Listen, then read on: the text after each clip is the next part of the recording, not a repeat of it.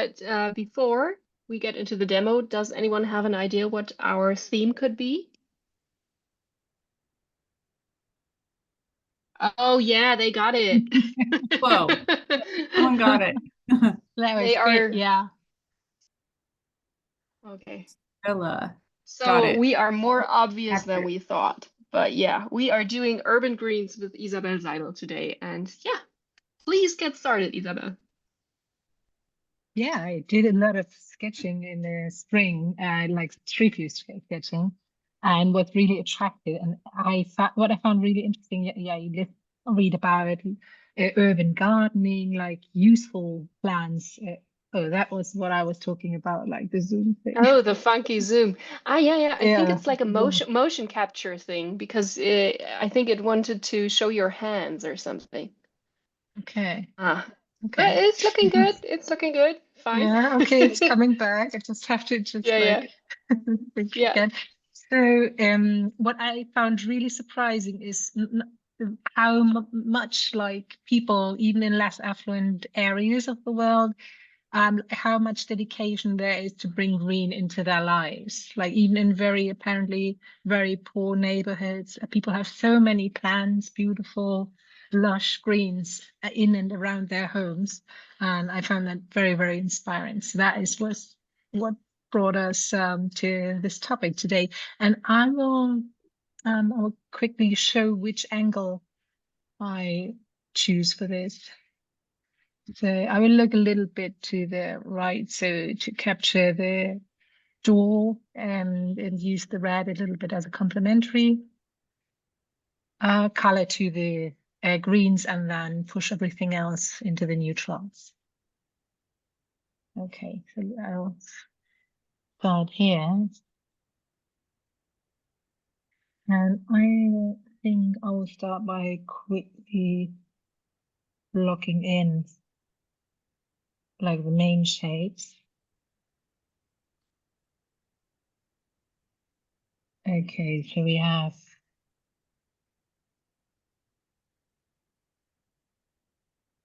this is like the house, and we have this one here. And then we I know have someone else lots. will ask this. Someone else will ask this, but what is that cool brush? Oh, this is a hair end. The FF 1004 is the flat, and it comes like in 3 different widths, which is the 25, 33, and then there's a 45, I think. So, and because I use like a little brush case, like a small one, really small one, portable one, these fit in even because all the other flat brushes are long handled, or at least the ones I've seen. So that was these are much easier for us urban sketchers to carry around. Yeah. Oh, the green is already so yummy. Yeah, I'll make it a little bit cooler now here, with the viridian, and also make it a little bit warmer here in the focal point, a little bit cooler to the edges. And the under, mix a little bit in and blue in to make it darker and desaturate it because it's a reddish blue, like warm blue. And I think I also want something of that here.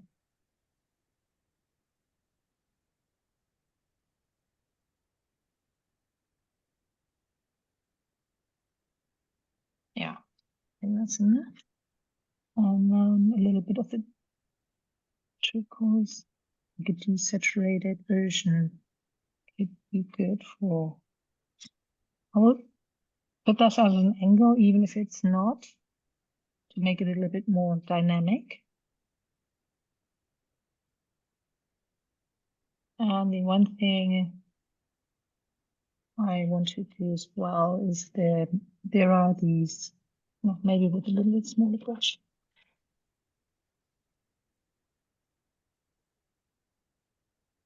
I also want a little bit of the shadow shapes which are here. Also more blue. bring a little bit of variation here.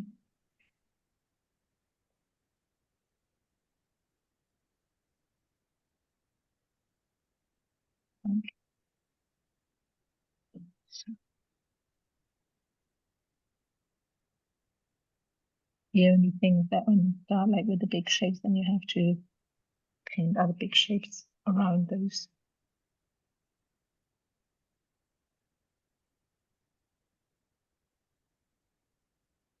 Okay.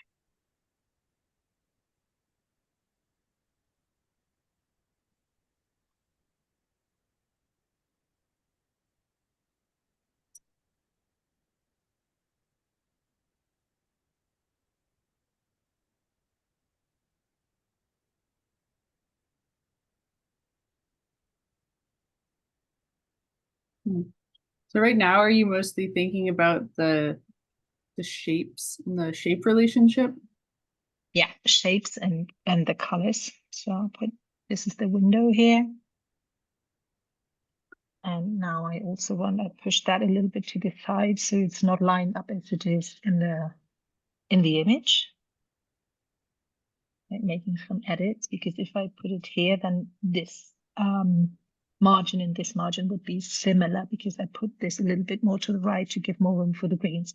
So, and also the one window would be like right below the other as it is, and so I can move it here, and then I have a, because I want to use a similar color this one, so I can push the relationship a little bit.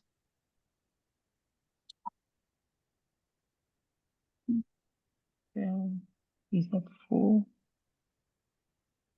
I might only do 2, 3. I think that's enough.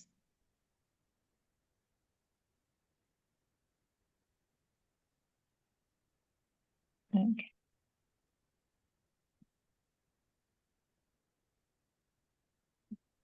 This is still wet. I put a little bit more pigments it can bleed in. I do want this to be a little bit more defined, so I'll wait a bit. I now need to define this area. So I'll come back to this with more water to make it really light and neutral, and to put in the shape of the gate, the door in the wall.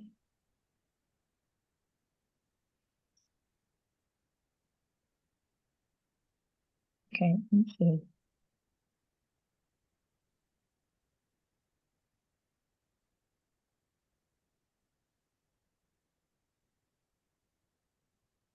probably shorter. Isabel, I have a Right. question, Yeah. and it is like when I think about other watercolorists, I don't think I'm like very sure what brushes they use, but with you, I think like you are definitely a square brush lover, Yeah. right? And you would Yeah. not use a round brush, right? Yeah, I have round brushes. So this one I like that very much because it's very Yeah. pointy and sturdy. And so, and I also have some mop brushes like these, the Da Vinci 438, which are my favorites. They come in different sizes. And I like this Yeah. sort of dagger brush as well, Okay. because like you will see that later, but because for greens it's really great. And that came by accident with the flat brushes. And also I think like there are more people using flat brushes, but they don't use them in such a graphic way, so you wouldn't notice Yeah. it. It's not that they don't Yeah, use it. I think they exactly. just like honor their shape like more literally than other artists may do. And that Yeah. came because this, when I bought this brush case, which was really inexpensive, it came with this is one of the original brushes, came with super cheap brushes. So there were a few round and a few specialty brushes, and then all this space was flat brushes. And in my first idea was, of course, just getting them all out and then put my own brushes Yeah. in when and so like that was like my idea when I bought it. But then I just gave it a try, and somehow it was the first time that I really gave them the flat brushes an opportunity, and I somehow fell in love with them, and that was like 4 years ago. So, and I've used flat brushes ever since. Yeah. One of these happy accidents. I think they just suit Yes. my. You just quoted Bob Ross by accident. A happy Yeah. accident. That's normally Yeah. me. Oops. Oh, and that was an unhappy accident. I just painted in the white area. So, Whoopsie. yeah. Okay.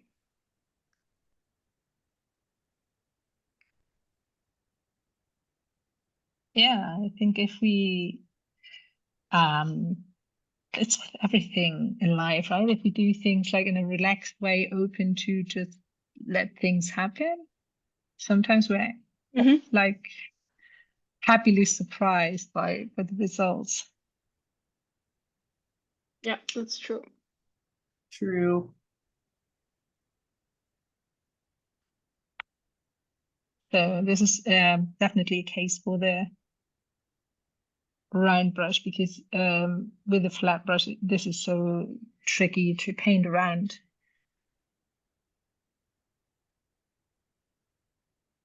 More organic shape. Hmm. Okay.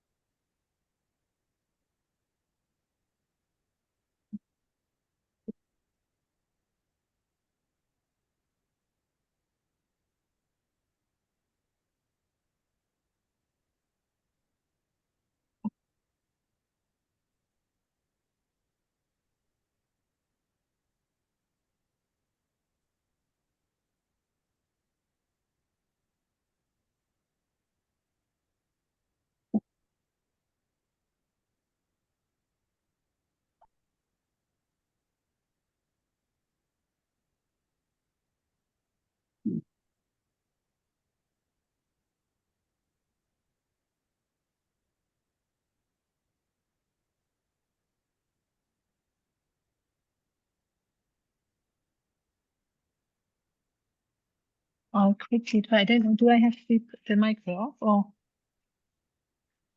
or the blow dry? Yeah, let's try. The hair dryer. The magic silent hairdryer. Mm-hmm. Cutting edge technology. Yeah.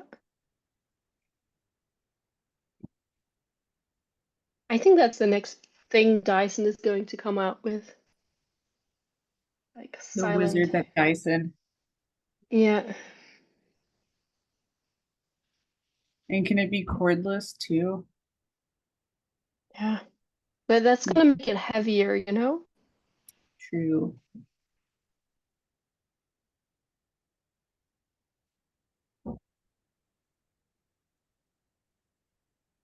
So, oh no, put in. Have to put. How much time we have? I think you've done about like 10 to 12 minutes so far. Could that be Okay. true, Eleanor? Oh, let's see. I shared the link at 10. Yeah, it's been 14 minutes around, Okay. maybe a little less.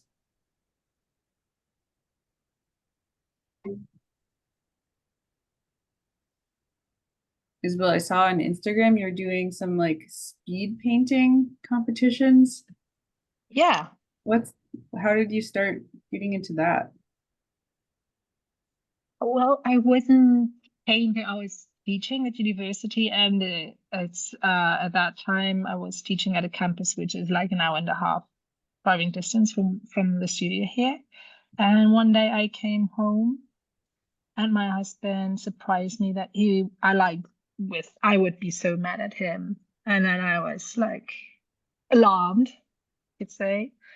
And turned out that he went to the biggest exhibition hall we have in town, talked with the director, and organized a solo show for me. And yeah, that was before I started painting out of my sketchbook. So I was an urban sketcher my whole life, and only urban sketcher in sketchbooks. So there is no other work.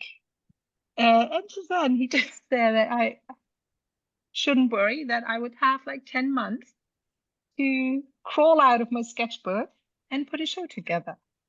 So, and then like this, he also talked with from the university with the guy who organizes all the cultural activities and artistic thing.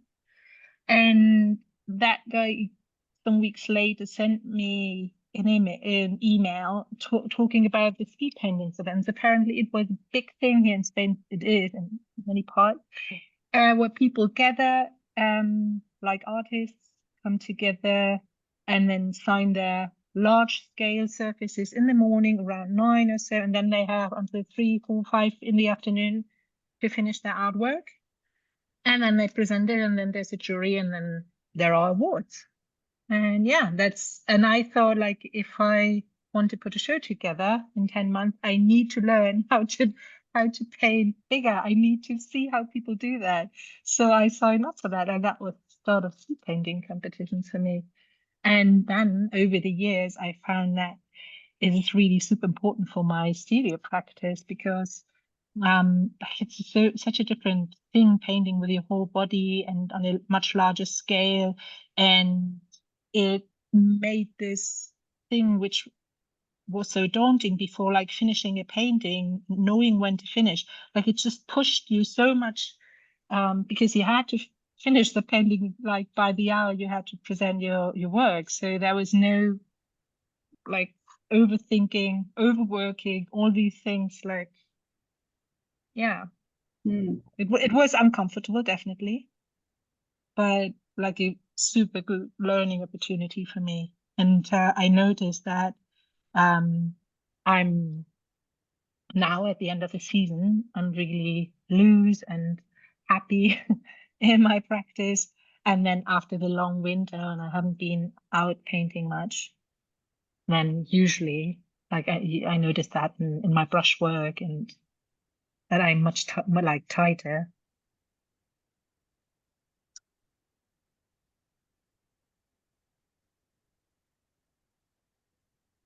Yeah. I think it's It's similar. actually a cool Yes. thing. Yeah, I think there are similar things. Like a friend of mine went to like plein air festivals in Ireland, and so uh and paint out. That's a thing in the US as well.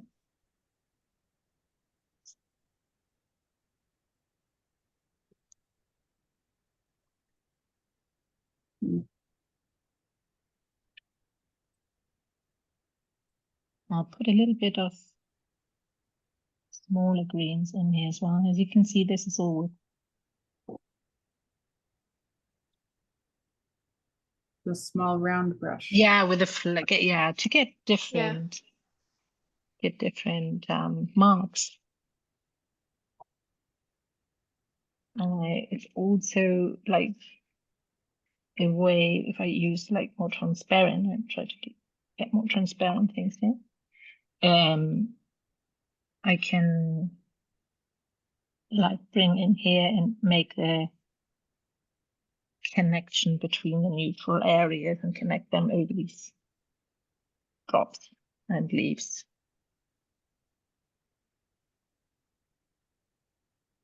So I'll define do a little bit.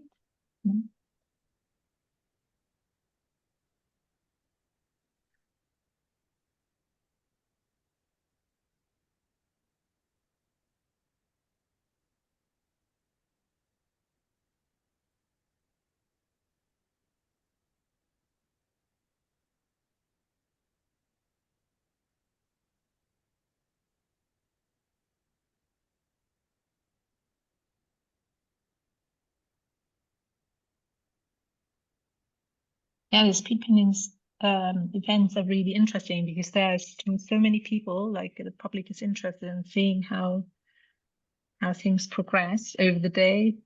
And you see, yeah, your painter friends frequently, and there are often events for the kids as well. So we take our kids. We always take our kids, but now that like they are a little older and they can participate, it's like more interesting for them. Mm-hmm. What do the kids do in those things? Yeah, they paint. It's just that they don't have to paint so big. So for adults, they usually paint 1 meter by 80 or 1 by 1. Whereas the kids, it's free. They can choose. Oops, they can choose whatever size they want. So that's no minimum size. But other than that, the subject is the same. It's usually like a specific area of the town or village where it's organized. And they paint from life as well, or imagination. My youngest paints from imagination. She's 6. Mm-hmm.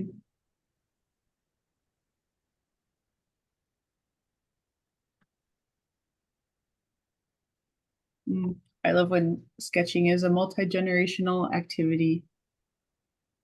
Yeah, I love that too. And I think that's the beauty of urban sketching, of painting, sketching like this. There's no age limit, and almost everybody can take part. And we have people like in wheelchairs who participate frequently, and like people just help them out. It's really nice. It's a Oh, very nice. nice community. Yeah.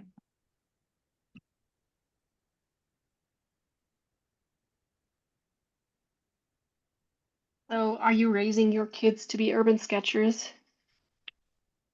Well, I don't pressure them, but there's definitely like a lot of interest on my daughter's side. My Yeah. son is the oldest. He just turned 11. He's a little bit very minimalistic, so he likes to paint, but it's like minimal effort, maximum impact. Because Yeah. and it's like my daughter, my older daughter, she's 9. She's really annoyed when she's labored like the whole day, and then her brother gets awarded, and she not, and she has spent so much time, and I Uh, think that's also like a beautiful learning opportunity for her to see that it's not, especially in art, it's not all about effort. It's about consistency, but it's not all about effort. It's also a little bit luck and like choosing the right subject. It's so complex. Just accepting that life is not always predictable. It's like for her, it's a good life lesson. yeah, that's She true. said, "Oh, now I have a bigger brush to bring this a little bit, some graffiti here. I'll just bring that in a very, as you can see, very abstract way, but it's and try to. So we are. But it's coming together. Yeah, it's How do you coming together. It's decide? just Yeah, how do you decide when your drawing is finished? The age-old question. Yeah, in theory, I need to hold it like back to see that, and Yeah. I think it needs something here, like a little bit Hmm. of, because the red is consolidated here, so I need a little bit of the red here as well in there, Nice. and probably a little bit of dark line here, so it's easier to understand that this is the like a little roof over that window, and then now I'll get the hair dryer again.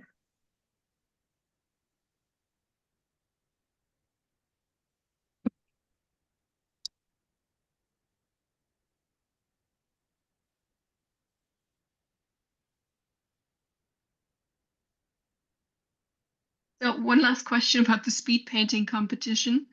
Do you work Yeah. in like what's the medium you use, and do you bring your hair dryer?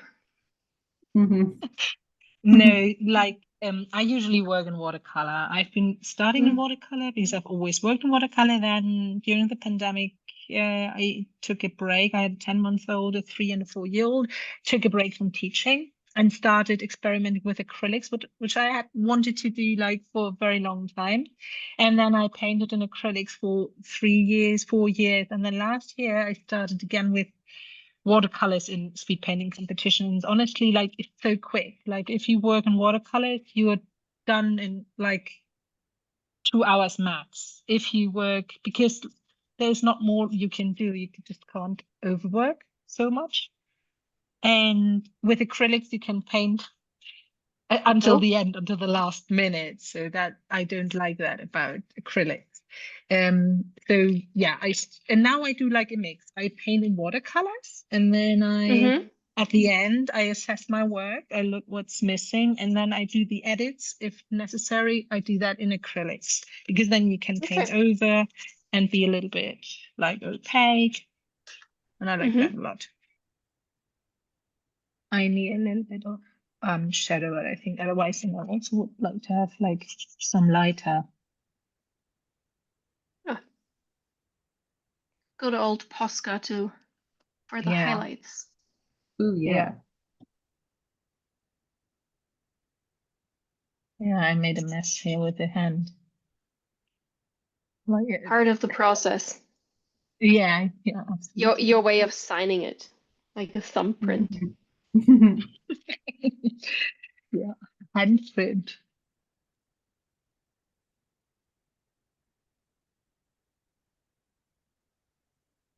Actually, like the accidental zoom is not bad. It looks it feels like It moves around. more dynamic camera work than we usually have, but it's all on purpose, Yeah. guys. Uh-huh. Yeah,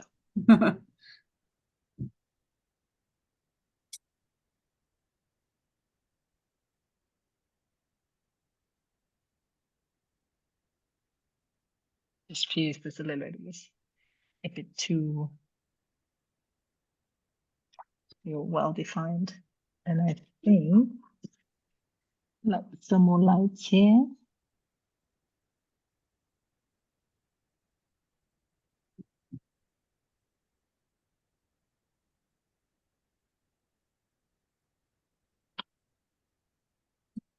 Oh yeah, it's moving around.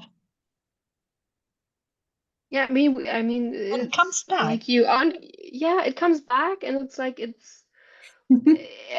it detects movement and then it zooms there, but it always goes back to the big picture, so I think it's fine. By the way, I think we're approaching the 30-minute mark soon. Okay. Uh, just blocking a little bit of the shade. And I think like if I had a little bit more time, I would define the darker areas here below the green a little bit Yeah. better to make the green pop. But that is it doesn't have to be now. But I also kind of like that like the palm tree or whatever it is has a bit of vagueness to it, like that there's not Yeah. so much definition in the top, and then you have areas where there's like denser mark making and more information, and I think Mhm. that's nice. For me, it doesn't need much more or even anything more. What I like a lot about like bringing more of the abstract painting I do when I go landscape painting, bring that into the sketchbook too. So there are like very open areas, like where the shapes stand for themselves, not only to represent any like specific objects, and also the colors. I think both are like if they have a little life on their own, like not only representing the object. I like that a lot. Awesome. All right.